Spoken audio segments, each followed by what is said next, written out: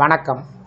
இந்த வீடியோவில் 18 மாத டிஏடிஆர் நிலுவைத் தொகை அரசு ஊழியர்கள் வழங்கப்படுவது சார்ந்து புதிய தகவல்கள் வெளிவந்துள்ளன.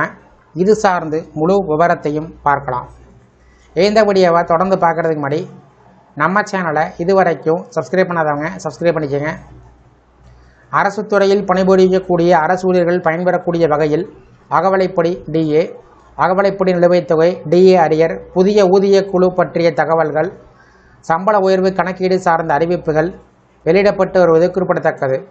கடந்த 2025-26 நிதியாண்டுக்கான பட்ஜெட்டின் போது அரசு ஊழியர்களும் ஓய்வூதியர்களும் அரசு அகவலைப்படி அரியர் தொகையை வழங்குவது சார்ந்து அறிவிப்பை வெளியிடும் என்று நம்பினார்கள். ஆனால் அறிவிக்கப்படவில்லை. அதனைத் தொடர்ந்து 2026-2027 நிதியாண்டு போதும் பட்ஜெட் அறிவிப்பில் இதற்கான அறிவிப்பு வெளிவரும் என்று காத்திருந்தார்கள். அதுவும் வெளிவரவில்லை. இந்த நிலையில் NCJCMன் செயலாளர் சிவகோபால் மிஸ்ரா நிதியமைச்சகத்துக்கு கடிதம் ஒன்றை முன்பு எழுதியிருந்தார். அதில் கோவிட்-19 தொற்றுநோய் காலத்தில் நிறுத்தி வைக்கப்பட்ட 18 மாத காலத்திற்கான அகவலைப்படி, அகவலை நிவாரணம் ஆகியவற்றின் நிலுவைத் தொகையினை விடுவிக்குமாறு வலியுறுத்தியிருந்தார். உச்சநீதிமன்றத்தின் தீர்ப்புகளின் அடிப்படையில் நாட்டின் பொருளாதார நிலைமை திருப்திகரமாக இருப்பதை கருத்தில் கொண்டு கோவிட்-19 தொற்றுநோய் காலத்தில் நிறுத்தி வைக்கப்பட்ட மத்திய அரசு ஊழியர்கள் மற்றும் ஓய்வூதியர்களுக்கு செலுத்த வேண்டிய 18 மாத அகவலைப்படி, அகவலை நிவாரணம் நிலுவைத் தொகை ஊழியர்கள் மற்றும் ஓய்வூதியர்களுக்கு திருப்பித் தர வேண்டும் என்று நாங்கள் அரசிடம் கோரிக்கை விடுத்து வருவதாக அவர் எழுதினார்.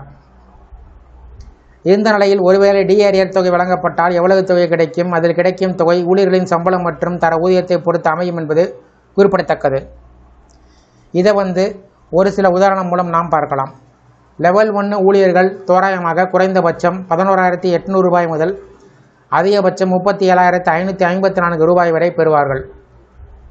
லெவல் 13 ஊழியர்கள் 1,44,200 ரூபாய் முதல் 2,18,200 ரூபாய் வரை பெறுவார்கள்.